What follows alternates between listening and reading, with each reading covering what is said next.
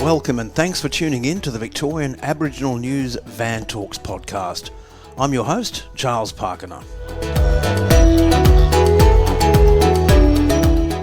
Victorian Aboriginal News acknowledges and pays respect to traditional owners and custodians across Australia. We acknowledge the elders who have gone before, those who currently lead their communities, and those who will follow in years and generations to come. On the 13th of January this year, the state government and the First Peoples Assembly of Victoria released a joint media release stating that they had determined what were the key points to be in discussing the first iteration of the statewide treaty here in Victoria. Joining me today to talk about this once again is co-chair of the First Peoples Assembly of Victoria, Gunditjmara man Rueben Berg. Rueben, thanks for joining us on the program again. My pleasure as always. Rueben, we'll get straight into it. There are a number of key things that were highlighted, a few surprises, but what I noted in particular was that the key focus point above everything else, and we'll go into the other points in a while, was that we're talking about Assembly 3.0. Essentially, the next iteration of the Assembly. Can you talk a little bit about that and then we'll dive into it? So why is that, first of all, one of the most important things to start talking about right now? Yeah, I guess it's important to flag that that's the first subject matter, as you said, and we are continuing to work through additional subject matters. But this is something we've been working very hard on across many years now, to have conversations with community about what we might be able to achieve through this first statewide treaty, and ensuring that there is a body that exists within the state that has the capacity to be a decision-making body, a body that can hold the government accountable, a government that can represent First Peoples' voices. That's seen as a really critical thing that we can achieve through this first statewide treaty. And that's why the kind of evolution of the Assembly from where we started as the body that was just to work out the process for treaty making, to now be the body that's negotiating treaty, to then be the body that can actually be that decision-making body within the state, that body that can hold the government accountable, that body that can represent the views of First Peoples. That's a critical stage right now. It takes me back to the 2018 Advancing the Treaty Act. Obviously, the First Peoples Assembly, or the Aboriginal representative body as it was known in that particular document, it's now a far cry, or it's going to be a far cry from that ARB. What are some of the key specifics, do you think, that will be changing in Assembly 3.0, aside from obviously the responsibilities of the Assembly? Because as you mentioned, we're talking about taking some of that decision making from the government, something you've been very open about over the past couple of years. But what are some of the specific changes that you would see in Assembly 3.0? It's a good question, and I think one of the fundamental changes we'll have to be much more accountable to our own community. I think there's a good level of accountability now, but as we move to an enhanced Assembly, that need for us to be really held accountable as members for the work that we're doing will grow and grow and grow, and rightfully so. So I think that's one thing we will see shift, actually, in terms of the level of accountability, the level of transparency we'll need to increase around how the Assembly does its business, to make sure that our community has the confidence that this is a representative body that's doing the right thing for them. How do you imagine that accountability will actually be seen? Because that's all well and good to say it, but how does it actually work out? Yeah, I think a key way that we'll be able to do that is harnessing the role of the elder's voice. I think it's one thing to have to kind of turn to your colleagues and say how you're being accountable. It's another thing entirely to have to turn to the elders from your region to tell them what you've been doing, and have them hold you accountable for the work you're supposed to be doing. I think that would be a useful thing to be able to bring forward into that future Assembly. At the other end of the spectrum, what about the young voice? Yeah, absolutely. We are looking at all the different ways we can ensure all the diversity of voices have a significant impact on the work of the Assembly. So that includes looking at formal mechanisms we can make sure are in place, enhancing the formal mechanisms we have in place for elders and for youth, but also making sure there's really strong capacity for the ACCO sector to have their voice inputted into the work of the Assembly, for traditional owner groups here in Victoria, and also for non-Victorian traditional owners to make sure that their voices are heard in the work that we're doing as the Assembly. I'll be somewhat cynical in this. It does sound like you're building quite a bureaucracy, essentially. Is that something that's going to be required in order to achieve what you need to achieve in this current environment? From my perspective, I'm always mindful of only building as much bureaucracy as needed. We don't want to become overly bureaucratic. It's really powerful to have in our chamber so many strong voices saying, how do we do this culturally? How do we make sure we're not just using a cookie-cutter approach of how government would do this? How are we making sure we're drawing on the wisdom and the knowledge from our cultures to bring that to these conversations? That's always an important consideration in the work we're doing. Have you expected or anticipated a particular growth in staffing numbers as a result of this? I would imagine so, but haven't looked at that in specific details at this stage. And what about the election processes? The election processes have run quite well over the past 2 elections. Do you see that there will be a change in eligibility and processes for Assembly 3.0? Because it's only 18 months off, or less than 18 months off really, for the elections. Yeah, that's something we're looking at the moment and analysing and understanding what are the strengths of our current systems, where are there opportunities to enhance the way that we're currently doing, but also making very sure that we're setting up the structures for this new Assembly in a way that provides flexibility. Because we know we can't just get it right the first time around. So how can we build it in a way that enables it to adjust and change and say, well, actually, this tweak might be beneficial. So we're always mindful of that. The main thing with Assembly 3.0 is it's going to be digging its heels in. This is the Assembly that's going to be around for a long, long time. Essentially, you seem to be setting up for, as long as there's a government, there's going to be a First Peoples Assembly of Victoria. Is that a fair assumption? I think that's a fair assumption. Okay, all right. What are some of the key areas that you believe that the Assembly 3.0 would need to be looking at when it comes to decision making? And I know we've discussed this a fair bit over the past couple of years, but let's just reiterate some of those key specific areas.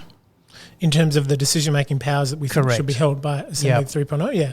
And so obviously it's important to caveat this in an important way, in that this is the position of the Assembly at this stage that we're bringing to negotiations, and there's a certain level of awareness we need to have of the situation. We're going to sit down with another party and have these negotiations, and that's a private conversation that needs to be had. But happy to share kind of some of our own internal thinking about what we think could be achieved through this process. And a key one has always been around the appointment powers. So we know that within government, rightfully so, over a number of years now, the government has started to identify that actually they want designated roles for First Peoples in leadership within government. Sure. And that's been identified, and I've been very fortunate myself to hold some of those positions within government. But from our perspective, it doesn't make sense that the government should be appointing those people. It should be a First Peoples representative body that says this is the person who our community thinks should fill that role. Are you talking about within the established bureaucracy of the state government? That's right. So a really clear example would be that the Heritage Council of Victoria. I was waiting for that one to come up. Not the Aboriginal Heritage Council. Yep. I'm talking about the Heritage Council of Victoria. Okay. They have a dedicated role for an Aboriginal person on that Heritage Council, so that when they're considering matters of heritage for the whole state, they have a specific Aboriginal voice around the table to have that expertise. That's a role that we think should be appointed by a First Peoples body. I think that's obviously where transparency is going to come into it quite a little bit, because the decision-making that's then undertaken within the Assembly itself is going to be subjected to a lot of questioning from community. We know that for a fact. How do you anticipate that transparency is actually going to be put into place, given that there's a lot of stuff that's got to be kept under wraps? Yeah, that's a really good question. And it's always that balance between looking at what are the current models within the Western system, what are those things that are useful to kind of say, yeah, that's a useful tool we can bring to the table. And so an example would be that you have Hansard in Parliament. You have a record of who said what and when they've said it, and you have people can just wander in and sit there and listen to the Parliament. But then you also have things like Cabinet, where that's done in secret. That's where the ministers all come together and make key decisions there. So there are elements of that I think we'll need to consider how that operates within Assembly 3.0. Do you see that there is an opportunity for open executive meetings, open board meetings? That's definitely something that can be on the table. And Hansard, an equivalent to Hansard? That's definitely something we'll have to consider. Like I said, this representative body that we're looking for will not be strong if it doesn't have the support of its community. And a key element of getting support from your community is that sense of trust and that sense of transparency and that sense of accountability. One of the other key points I noticed, which was particularly interesting in these current key points, was talking about the accountability mechanisms for closing the gaps. Now, Victoria already has a Closing the Gap implementation plan 21-23, and I think which has been extended out to June 2025. Is that what we're talking about here? No, I think we're talking about something stronger than that. I think we're drawing from an Assembly perspective. We're drawing from the really powerful work that was done by the Productivity Commission last year at the Commonwealth level, where they did that analysis of closing the gap, and they identified there were kind of 4 key areas where things needed to change to ensure that we could actually be closing the gap. And one of those key areas was around an independent accountability mechanism, independent from government, to actually be monitoring and reviewing and seeing how is the government actually performing and holding them account to that. And that's the sort of thing we're looking at putting in place. And VACCHO have been doing a lot of work of that along with the Loach Institute around what an accountability mechanism could be as well. And so we're drawing from all that past experience around what an independent accountability mechanism could look like that's going to be able to ensure that government is delivering on the things it's supposed to be doing. So there were 19 socio-economic targets established in closing the gap. You mentioned 4. Are we talking about 4 areas or... No, so this is at a higher level than the actual 19. So what are those 4 key areas you were talking about? I know 2 of them very well off the top of my head. One of them is around ensuring greater decision-making powers for First Peoples. That doesn't surprise me. What we're trying to achieve. The other is about accountability. Sure. And I think the third one is around data as well. And the fourth one, data sovereignty. And that's another key thing we want to bring to the table through that accountability mechanism. One other key point that was brought up in the media release was that part of the negotiations or the discussions would be working out dispute resolution. Now, when I looked at that, I thought, well, isn't that what the Treaty Authority is there for? Aren't we now reinventing the wheel, or am I missing something? This is just particularly not as it relates to disputes during the treaty making process. That's a clear role for the Treaty Authority. Right. This is about once there's a treaty in place, if a party is not abiding with the treaty, nothing's stipulated as yet about what that process looks like. Now, you would imagine there's going to be a role for the Treaty Authority, but exactly what that looks like, the treaty negotiation framework doesn't articulate that. So that's the areas we're going to need to move into in negotiations. Truth-telling. Let's go to truth-telling. That was so obvious that was in there as well, and that's great to see. That's something you and I have discussed, and I've also discussed that with Sue-Ann Hunter. She's very, very keen to see this continuing. Any further light on that in particular, or is this something we're going to have to talk about down the track? But what are your aspirations? What can you share about that? Yeah, I think the Assembly's articulated our aspirations around this, particularly in our public-facing, the brief that we put out a little while ago now.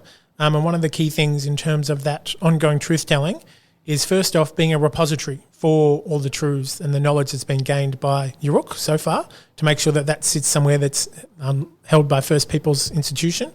And then to be able to ensure that community can continue to come forward and share their truths. And for me, from a personal standpoint, I'm really keen to see how we can have truth-telling continue to roll out in a place-based approach. We've had thematic areas, so we've looked at things based on land and waters and health and housing and education. But what I think the next steps are is to be able to go to a particular town and have discussions around what's the cumulative effect been of all those things on that particular community, so that the whole community can have an understanding of the impact on colonisation of First Peoples from that place. I must admit that's something that has come up a fair bit in the conversations we've had across the state. Uncle Al Harris, who comes to mind from Ballarat, who's been calling for a truth-telling commission up there, or truth-telling work. Uncle Cole Clark up in Mildura also has been calling out for that as well. So that's good to see. What are your beliefs, though, that this will actually happen? Because, as we've discussed, this is aspirational stuff. Just because it's been negotiated doesn't mean it's going to happen. What are your thoughts? Do you believe that will actually occur, this place-based truth-telling? Yeah, well, in terms of the actual place-based truth-telling, from my perspective, it will be as much about if we are able to negotiate an ongoing truth-telling capacity. I'm always loath to kind of stipulate too many restrictions on what a body's going to want to do. Sure. But I would hope that that's one of the things I would pick up. Now, this is obviously not going to have the powers of a royal commission. This is going to be a very voluntary thing, so people can't be compelled to come and give evidence. What are some other ways that you believe that your truth-telling model, or the Assembly's truth-telling model, might differ from the current Yurok Royal Commission model? I think it's too early to say at this stage. So we've got kind of our higher level kind of aspirations. Yep. And this next period is sitting down and having a negotiation with the government about exactly what that might look like at a detailed level. So it's too early to say at this stage. Timelines. That's the big one. From what I've heard, we're looking, or the Assembly is hoping to get this through Parliament by mid-2025. I believe that you are hoping to get the initial negotiations done by sort of March, April, then take it back out to the community, and then once it's been once you've had feedback from the community back into government. Is that a fair assumption of the timeline, or have I heard different things? Yeah, there's no timeline set in stone. Like, we know this has to be a flexible process. Aspirational, though. Aspirational. I would say that's close enough. There's probably pushed out a little bit in terms of what might be realistic at this point in time. But from my perspective, when I think about what we're trying to achieve, I'm always very mindful of the fact that we have elders who have fought for this to occur for a very long time now. And I'm always very mindful of wanting to make sure that they can actually see an outcome from this. Sure. I don't want it to be 2 years, 3 years from now. I want to make sure that as soon as we practically can, we can show some outcomes of this treaty process so that our elders can see that's a reality, and so that our next generation of young people can see this is just the new way of operating. When the Advancing the Treaty Act went through in 2018, followed by the Treaty Authority Act as well, both received bipartisan support. Let's be realistic, that's not going to happen this time. What are some of the key challenges that you see the Assembly and the government is going to face in getting these decisions through Parliament? Because obviously, if you're going to be talking about Assembly 3.0, it's going to be so vastly different to what was outlined in the 2018 Act that it's going to require new legislation. This is not going to be an easy thing. Challenges? Look, we're always mindful of the political reality of where we are, and we're making sure we have conversations not just with the two sides of politics you often see in the media, but all sides of politics. So all of the different parties who have representatives in both houses of Parliament here in Victoria, we're making sure we're having conversations with all of them. And we do know now that we've got a new leader of the opposition, we've got a new shadow minister for Aboriginal Affairs, so we're having those sorts of conversations as well. Rueben, obviously a lot of the things that were brought up in that media release that was released on the 13th of January really didn't reflect a lot of what the community has been asking for the past several years. All those requests, where are they in the current negotiation framework? Yeah, great question. And you'll see on our negotiating brief that we released publicly online, and hopefully people have seen the fold-out copy of that. It makes a little flag. The top part is all the aspects that relate to the representative body, and then the bottom part are kind of more what we refer to as practical outcomes across areas like health, housing, education, tangible differences we'll be able to see as a result of treaty. And those are things that we are still bringing to the table. Those subject matters that were released back on the 13th of January, there's an ongoing process to add things to that list of subject matters. And so we're continuing to go through that process with the state of making sure that those other aspects of treaty outcomes we want to see be part of the conversation are put on the conversation. So that was actually the last bullet point in the media release that came out, that both sides can actually bring forward new points and they will be then advised out to the community on that as well. So for our audience, we will have a digital copy. I assume we can get a digital copy of that document and put it onto the Victorian Aboriginal News website accompanying this particular interview. Rueben Berg, thanks indeed for your time. My pleasure. For a full transcript of this interview, visit the Victorian Aboriginal News website at vicaboriginalnews.com.au. Until our next episode, stay safe and stay informed.